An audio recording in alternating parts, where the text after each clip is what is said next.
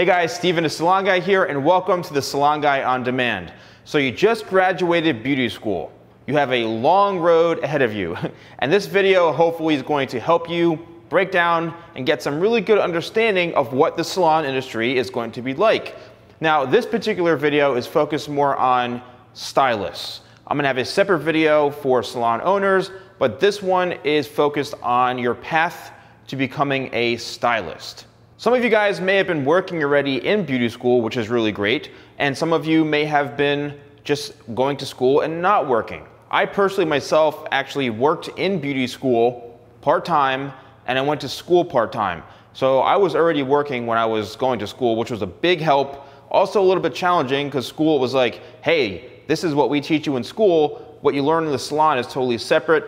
I'm sure you feel my frustrations, but there's kind of two different ways you can go about this. So let's take this scenario that you just graduated beauty school and you're ready to work in your first salon. Even if you've worked, some apprenticeships as far as internships, a couple hours here, a couple hours there, this is going to be the starting point. You just graduated and now you're ready to find a salon to work in. Okay, so the first thing you want to do in finding a salon, and I went through this myself, my mentor actually made me go and interview 75 salons. Yes, 75 salons and rate them from 1 to 5. It was painful, but I learned so much about what each salon had to offer. So my suggestion to you is, okay, maybe don't go out and do 75, but maybe interview maybe 5 salons within your area, or 5 salons that you're willing to travel to.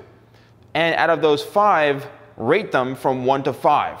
Okay, 5 being the best score and 1 being the worst. All right, 1 is like, it's an absolute nightmare, this place.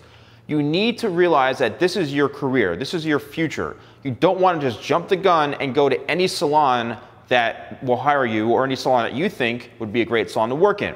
You need to take the time and invest in yourself and invest in what is going to be better for you, what's a good fit for you. Remember, it might be a great salon, but it might not be a good fit for you. So you have to come together with the salon, with the culture, and make sure it's going to work out for you. So some of the things to look for when you're going to interview the salon are, 1, this is pretty simple, but how far away from your location, from where you live, is the salon? Is it 45 minutes away? Is it 2 minutes away? You want to make sure it's convenient for you because, trust me, tolls and gas will add up. So make sure it's convenient for you. Also with weather. I've gotten stuck in the snow many times because the salon I've worked in was quite far from where I lived. So make sure that your safety is considered. How far away is it for when it snows and the weather is bad? Okay, so you've got that. Next, the actual location of the salon. Is there parking? Is there a parking lot right there? Or do you have to pay for street parking or meter parking? You have to take that into consideration too, because before you know it, you could be paying 50 bucks a week at least just in parking. So make sure the parking is a good situation for you. Also, location. They always say location is important, but not only for being a stylist, but also, the location physically. Is it in a bad area? Is it in a good area? Is it in a strip mall? You want to make sure it's in an area that you have access to a lot of things, whether it's, Starbucks, whether it's some food you can get, someplace that's convenient. You can walk around, maybe take a break. Those are really, really important things because I know myself, I like to step out from the salon, maybe for lunch or a break, and get away from the environment. So make sure that the location of the salon is something that you feel comfortable in, that you can get a quick escape from.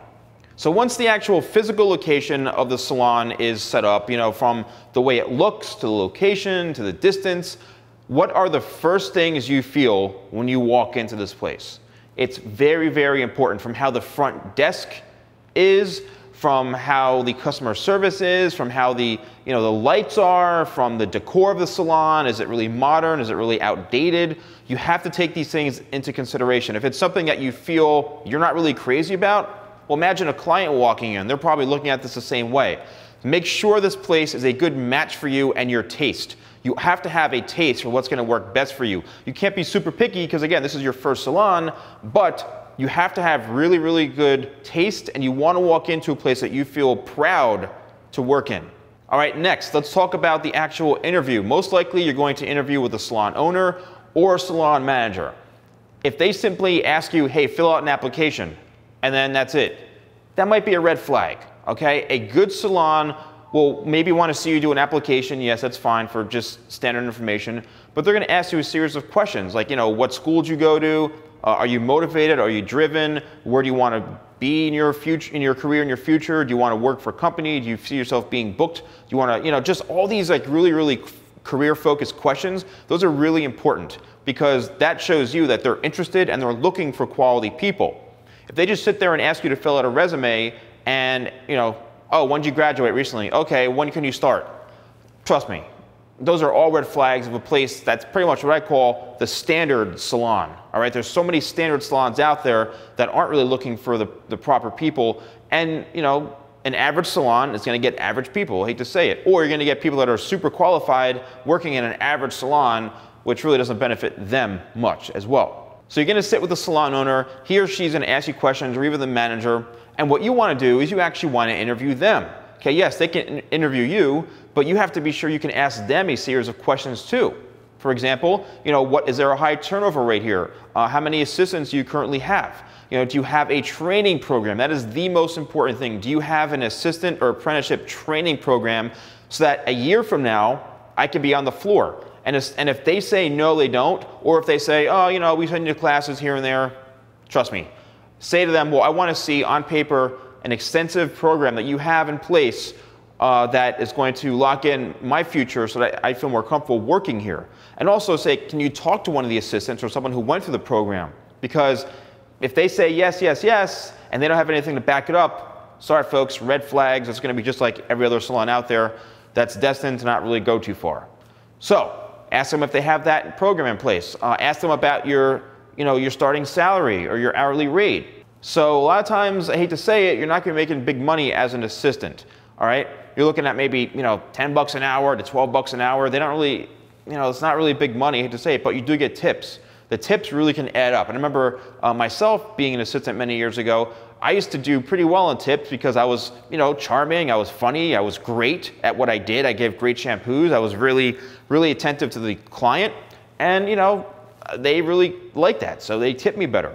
Another thing about assisting is that here's the thing: when you start, you have to be hungry. All right, you can't, do the average thing that every assistant does and hide in the back room all the time and be on their phones or wait or complain or you don't make any tips. Guys, there's a reason why. There's a reason why you're not making tips. There's a reason why if you're stuck in a back room, no one can find you. There's a reason why people might not really be crazy about you. You have to make things happen. I see this over and over again, and I've been in this industry over 20 years.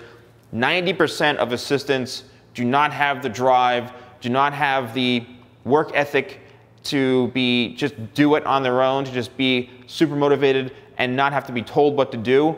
I see more times, people having to go find assistants in the back room, having to go doing search parties to find them, to give them money. Like, I shouldn't have to go find you to give you money when you're in the back room on your phone. That is ridiculous.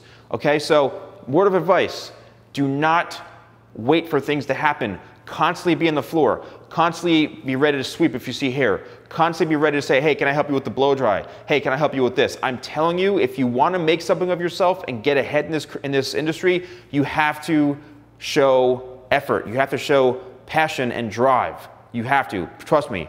Because I did it, and things happen a lot quicker for me than the average person who didn't do it. So promise me, guys, if you're just starting out, you need to show that commitment and that passion and drive. And to sum it all up, just be patient, okay? Do whatever you can to educate yourselves, sometimes on your own. A lot of salons will promise you they have education programs, and that could be, one class a month. Do whatever you can to better yourself on your own time, with your own resources, meaning take your own classes on the side if you want, but do whatever you can to better yourself. Also, always be willing to bring in a model. All right, always be willing to bring in a model. Ask the owner or the manager or stylist, say, hey, can I bring in a model? Can you help me? The more you practice, the more you do what you need to do, trust me, you will get ahead quicker. And the most important thing, and I see this way too often, is that sometimes you might work in an environment where you have 3 or 4 assistants and they're focused on partying all the time. They're focused on hiding in the back room all the time. They're focused on the gossiping. They're not driven, they have no drive whatsoever, no motivation, no passion, and you will get sucked into them. Also, if the whole salon environment is like that as a whole, trust me, you're gonna be going down with the ship. You're gonna sink with them because they're only gonna kind of stay in one level. They're gonna, only go so far. But if you are not like that and you don't feel comfortable, trust me, it's normal. I felt very uncomfortable most of my career working in those types of salons, and I felt like an outcast. I felt horrible. I even was kind of bullied to an extent where I felt like I was the one who was doing something wrong. Meanwhile, all I was doing was working harder than everyone else. So don't be average. It's going to be painful, but it's going to be worth it because you will rise a lot quicker than the other assistants.